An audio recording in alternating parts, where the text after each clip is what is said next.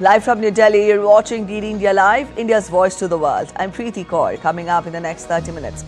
Prime Minister Narendra Modi concludes successful Johannesburg visit for the G20 summit, says it will contribute to a prosperous and sustainable planet. U.S. takes over the rotating G20 presidency. Ukrainian president expresses hope as the U.S. hails progress towards peace plan in Geneva, issues joint U.S. Ukraine statement of refined peace framework. Zelensky expected in Washington soon. Washington to designate Venezuela's Cartel solves a foreign terrorist organization for its alleged role in importing illegal drugs into the U.S. Israel kills top Hezbollah's acting chief of the staff, Ali Tabtabai, in first attack on Lebanese capital in months. Beirut says 5 others were killed and 28 were injured in the strike. India's Jammu and Kashmir to host the launch of first ever auction of limestone mineral blocks. Central and Jammu and Kashmir governments come together to accelerate development under the vision of Viksit Bharat 2047.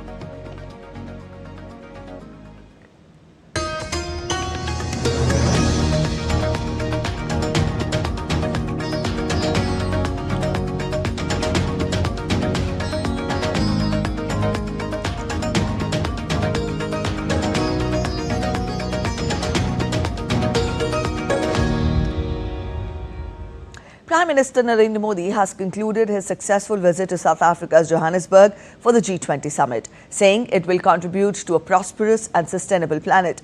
He returned home this morning. Leaders' declaration adopted at the summit puts the focus on key developmental priorities for the Global South. However, Johannesburg summit concluded without the traditional handover of the presidency to the United States. DD India's Amritpal Singh gets us more.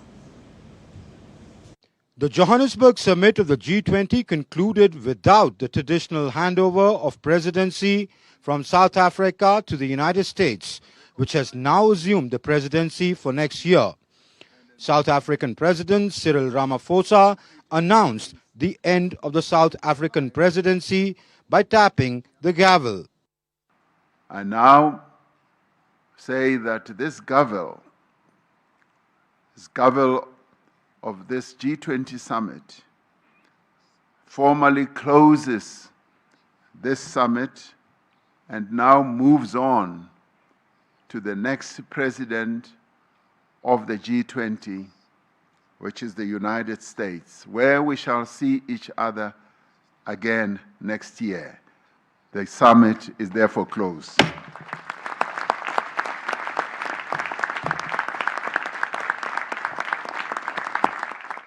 The leaders' declaration adopted at Johannesburg puts the focus on key development priorities for the Global South. The declaration also places pointed emphasis on seriousness of climate change. It stresses that increasing large-scale disasters disproportionately affect people in vulnerable situations in ways that exacerbate poverty and inequality. It lists high level of debt as one of the obstacles to inclusive growth in many developing economies. During his 3 interventions at the summit, Prime Minister Narendra Modi put forth several proposals, including the global healthcare response, a G20 Africa Skills Multiplier Initiative, and calling. Prime Minister Narendra Modi has returned to New Delhi after concluding his successful visit to Johannesburg for the G20 summit. Up your screens, we have Prime Minister Narendra Modi deboarding the flight after landing back home. Prime Minister has called the G20 summit a successful summit. He met on the sidelines of the G20 summit yesterday. Prime Minister Modi met his Canadian counterpart Mark Carney, Japanese Prime Minister Sanai Takaichi, Italian Premier Giorgia Meloni. He also met South African President Cyril Ramaphosa and his counterparts from Jamaica and the Netherlands. The Prime Minister wrapped up a successful G20 summit wherein he presented a 6-point agenda. During the G20 sessions where he participated, Prime Minister Narendra Modi unveiled a 6-point agenda, that is 6 major proposals that were aimed at launching new G20-led initiatives. He proposed countering the drug terror nexus, calling for urgent global action against drug trafficking. Apart from this, another 5 points were put forth by the Prime Minister when he participated in the G20 summit. The Prime Minister also participated in the 6th IBSA summit. After concluding his successful G20 summit, this is the latest we're getting for you. Prime Minister has returned to India and he participated in the India, Brazil, South Africa leaders meeting, that is IBSA, that was held in Johannesburg, South Africa. He called on IBSA to send a strong message that reform of institutions of global governance, in particular the UN Security Council, is now not an option but an imperative. Besides this, Prime Minister also held bilateral meetings with other world leaders. Prime Minister Narendra Modi participated in the India, Brazil, South Africa IBSA leaders meeting in Johannesburg, South Africa. Prime Minister called on IBSA to send a strong message that reform of institution of global governance, in particular UN Security Council, is now not an option but an imperative. On counter-terrorism, Prime Minister emphasized that there should be no room for double standard while fighting terrorism. Prime Minister also proposed establishing an IBSA Digital Innovation Alliance to facilitate sharing of digital public infrastructure like UPI, health platform like CoWIN, cybersecurity framework, and women-led tech initiative among the three countries.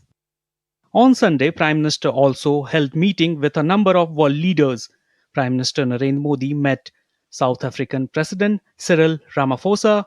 He appreciated South African G20 efforts to take forward and build on decisions arrived during the New Delhi G20 summit. Prime Minister also met with Dutch Prime Minister De Schoof. Prime Minister noted that the bilateral partnership between our nation is growing rapidly in areas like water resources, innovation, technology, and energy. Besides, Prime Minister also interacted with Jamaican Prime Minister Andrew Holness. Later, Prime Minister also interacted with Japanese counterpart Sanai Takaichi. The leader discussed ways to add momentum to bilateral cooperation in areas such as innovation, defense, and talent mobility. Prime Minister also interacted with Kristalina Georgieva, Managing Director of International Monetary Fund, on the sideline of the Johannesburg G20 summit. Prime Minister also met with his Canadian counterpart Mark Carney in Johannesburg.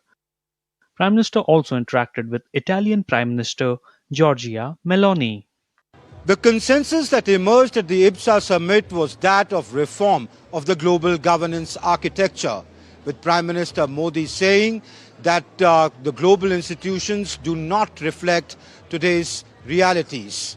He called for reform of these institutions, saying that the IBSA unanimously must send a message that reform of these institutions is no longer an option but a necessity. With cameraman Mohit Joshi, Amritpal Singh for DD India in Johannesburg. The first ever auction of limestone mineral blocks in India's Union Territory of Jammu and Kashmir will be formally launched in Jammu today. Coal Minister G. Krishna Reddy will lead the auction, which reflects strong centre-state partnership and the strategic importance of this initiative for the region. This milestone marks a significant step in advancing the mining reforms introduced under the Mines and Minerals Development and Regulation Act in 2015. It also is the first mining block auction taking place in the Union Territory since these reforms, signalling a shift towards transparency, competitiveness and sustainable development in the mineral sector. A total of 7 limestone blocks covering approximately 314 hectares have been identified across the districts of Anantnag, Rajouri and Poonch. These deposits hold considerable potential for high-quality limestone critical to cement manufacturing, construction and other industrial applications. This initiative is expected to pave the way for job creation, revenue growth, industrial expansion and new economic opportunities for local communities, advancing Jammu and Kashmir's development trajectory and contributing to the national vision of Viksit Bharat 2047. Social media platform X has launched a new feature called About This Account, which displays the location of a profile, its creation date, and the frequency of username changes. The objective is to help people check whether an account is genuine, especially with more bots and AI-driven accounts appearing online. Through this feature, anyone can find out from which country any post has been made. In simple words, it tells you the location of the handle. Besides this, you can also see when the account was created, how many times the username has been changed. It is important to note that the practice of defaming the country from abroad is very old. Whether it was the farmers' protest, Operation Sindoor, or efforts to promote anti-Hindu sentiments, various accounts have reportedly been involved in anti-India activities. But now with X's new feature, it is easier to uncover fake accounts and those attempting to spread anti-national agenda.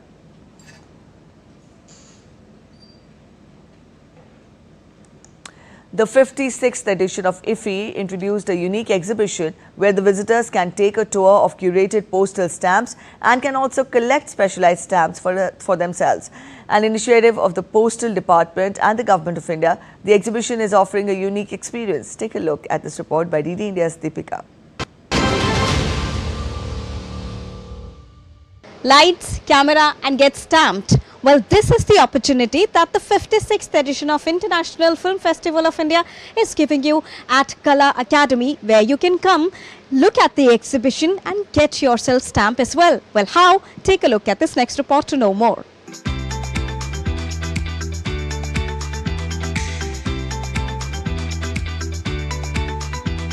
To make the 56th edition of International Film Festival of India memorable, a special initiative has been taken by the Postal Department of India through its uniquely curated exhibition dedicated to IFI.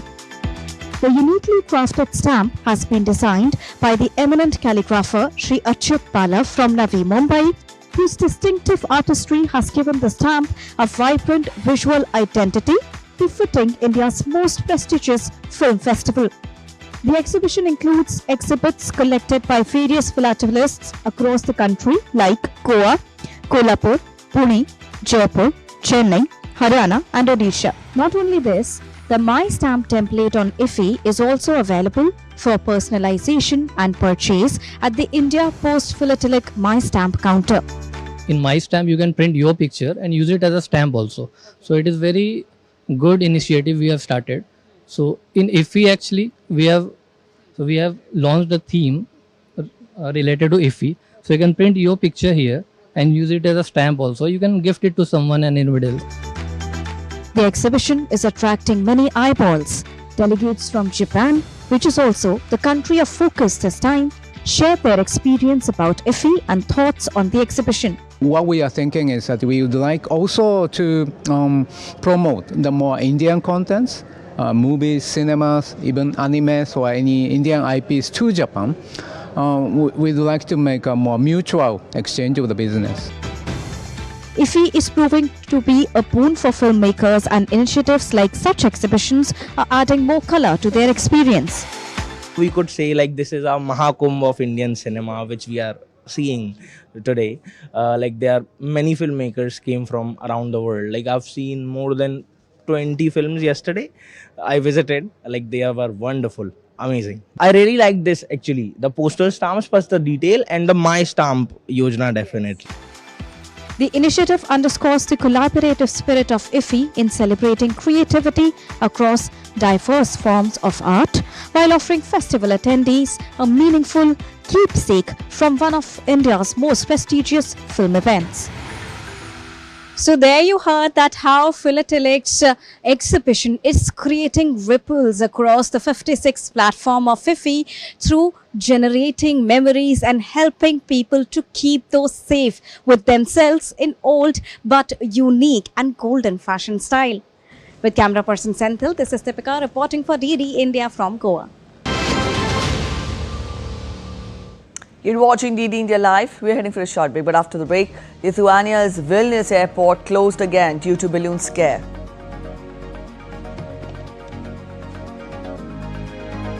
Krampus parade brings festive scares in Slovenia.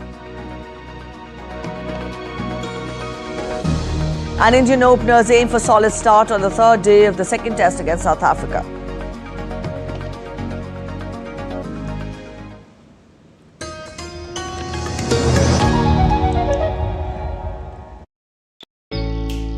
Jharkhand will mesmerize you with majestic nature, rich heritage and colorful culture. Hello. Johar. It fits perfectly. Thank you. Full workout हो गया. Ready?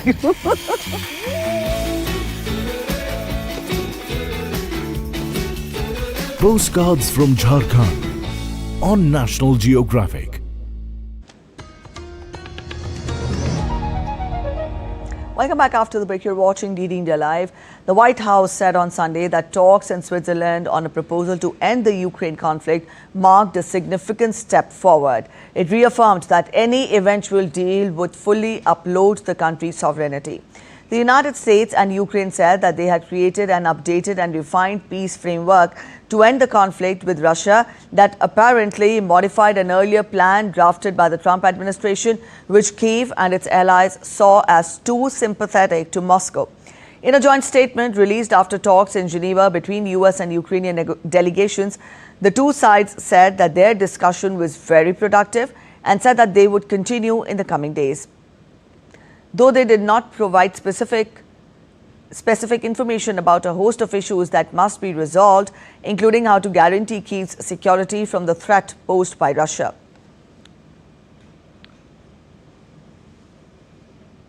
U.S. Secretary of State Marco Rubio, who led the talks, said work remained to be done on questions including the role of NATO, but that his team had narrowed down unresolved issues in a 28-point peace plan for Ukraine championed by President Trump. U.S. and Ukrainian officials were discussing the possibility of Zelensky traveling to the U.S. maybe as early as this week to discuss the U.S. peace plan with Trump. Rubio said the United States still needed time to address the pending issues. He also hoped a deal would be reached by Thursday, but suggested that it could also take longer. The deadline is we want to get this done as soon as possible. Obviously, we'd love it to be Thursday. We'd love to be. Ultimately, the important point today is that we have made substantial progress. We've really moved forward. So I feel very optimistic that we're going to get there in a very reasonable period of time very soon. Whether it's Thursday, whether it's Friday, whether it's Wednesday, whether it's Monday of the following week, we want it to be soon because people are going to, between today and the time we deal with this, more people are going to die. More destruction is going to happen. Our goal is to end this war as soon as possible, but we need a little more time. President Volodymyr Zelensky said that it was good that Ukraine was engaged in a dialogue with U.S. representatives and noted that there were signals that President Trump's team is hearing us. European officials joined the U.S. and Ukrainian delegations for talks after crafting a modified version of the U.S. plan that pushes back on proposed limits to Kyiv's armed forces and mooted territorial concessions. The European plan proposes that Ukraine be granted a larger military than under the U.S. plan, and that talks on land swaps should start from the front line rather than a predetermined view of which areas should be considered Russian.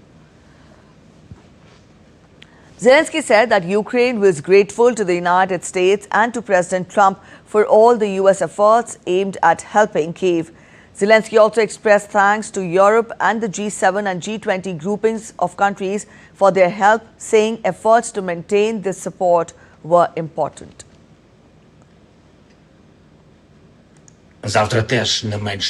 Now, I am hearing that partners' intelligence agencies are informing them that the Russian point of view is starting to be introduced, including via some Ukrainian entities.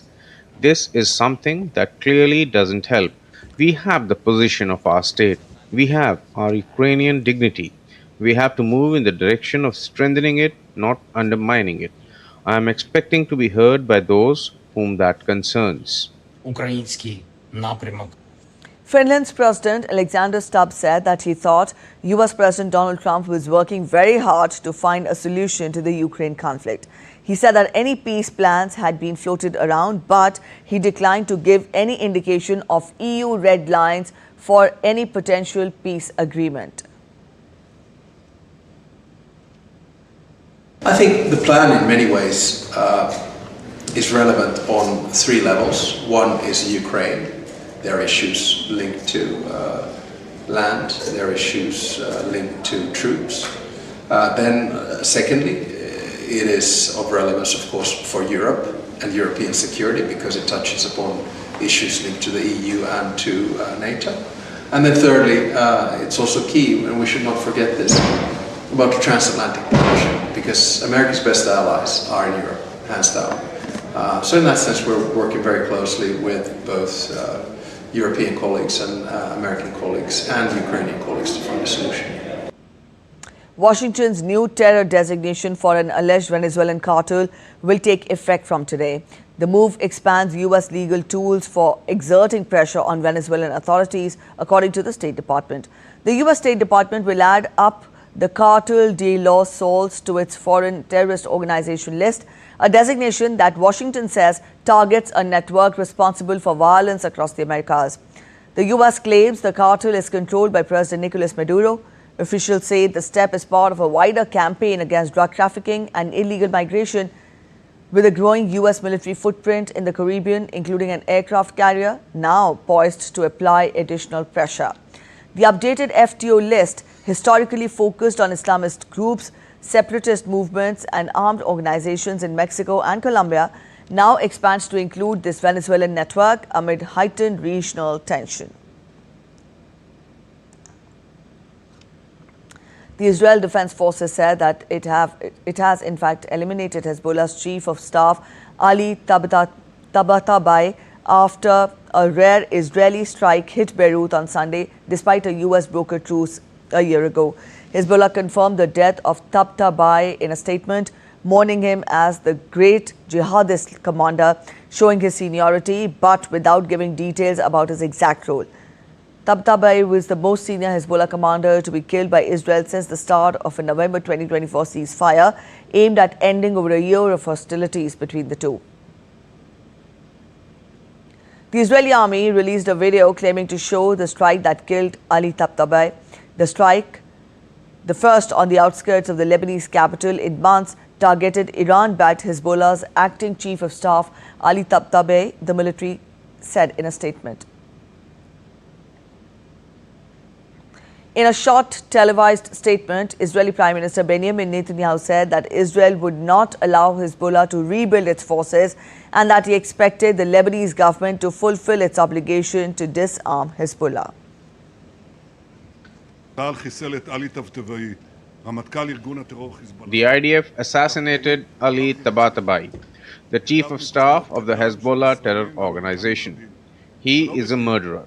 His hands are stained with the blood of many Israelis and Americans, and it is no coincidence that the United States offered a cash reward of $5 million on his head.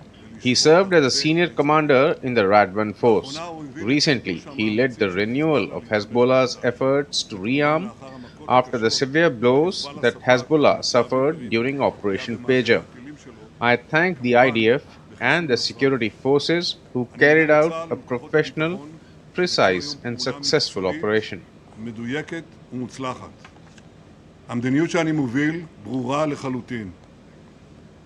Lebanon's health ministry said the strike killed 5 people and wounded 28 more.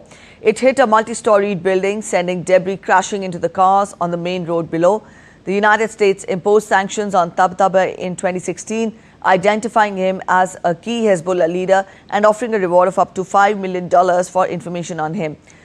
Lebanese President Joseph Aoun urged the international community to intervene to halt Israeli attacks.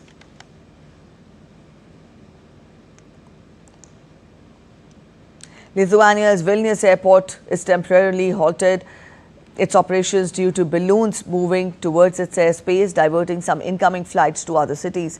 European aviation has repeatedly been thrown into chaos in recent months by drone sightings and incursions, including at airports in Copenhagen and Brussels. And the Vilnius closure was the Lithuanian capital's 9th shutdown since early October.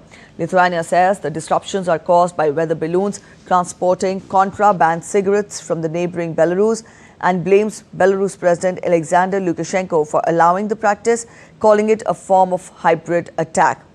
Lithuania last month closed both crossing points on its border with Belarus in response to the balloon incidents, but reopened them earlier this week as the air traffic interruptions appeared to have stopped. Slovenia's Krampus night drew crowds as demonic horned figures stormed the streets in Goričan with chains, masks and even mini motorbikes. Performers from across Europe kept the centuries-old folklore alive, showcasing the scary companion of Saint Nicholas who frightens naughty children. The parade, rooted in Central European tradition, aims to preserve culture and bring communities together during the festive season.